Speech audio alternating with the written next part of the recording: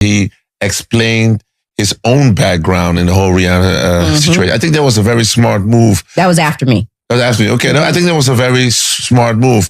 And what I liked about his situation is that he proved you could come back after being canceled.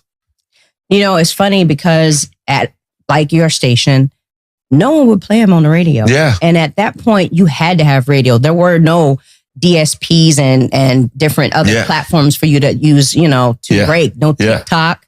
Twitter wasn't even around, really. It was just starting. So it was hard to try and get him, you know, over that hump or get people to change their minds, because before it happened, everyone loved him. Kids, parents were dropping their kids off at hotels like, go get Chris Brown. Go get him. And I'm like, if you don't put your daughter back in your car, stop. Like parents were sending their kids to the hotel. It was that bad because he was a sweetheart to the world, right? So they were like, he's a good kid. I want you to marry this kid. Go get him. You know, but people don't know that parents do that. A lot that. Yeah, they don't know. Yeah, it's ridiculous. Yeah, and you know, and fortunately, his mom, and all of us, we were not down with that. We were like, no, take your child and leave. You know, we'd have security handle it. But what was we talking? I'm sorry, I missed the point. No, explain like how, like I was saying, like how he made his comic with Deuces and nobody was playing it on the radio. So before. The radio, So what we decided was we needed to figure out a way to get him back on radio. And the way that we did it was we put him on features for everything. Anybody that called us, he jumped on it.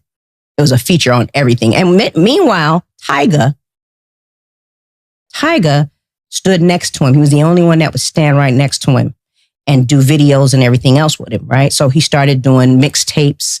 You remember they were doing mixtapes and stuff like that. And Tyga introduced him to Colin, who was a video director who was just starting at the time, Colin Tilley.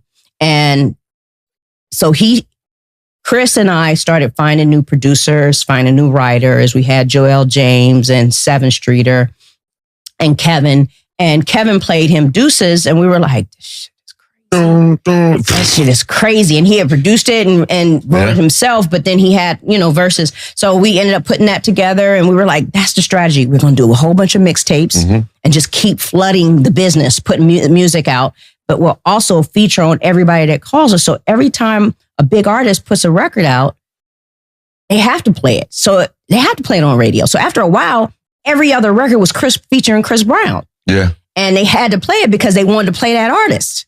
So smart. That's how we were able to get back at radio. And then Deuces came right after that. Yeah. And then Strip and a few others came after that from mixtapes. Yeah. And we made them singles. They were out on mixtapes for free, and then we put them out as singles. Yeah.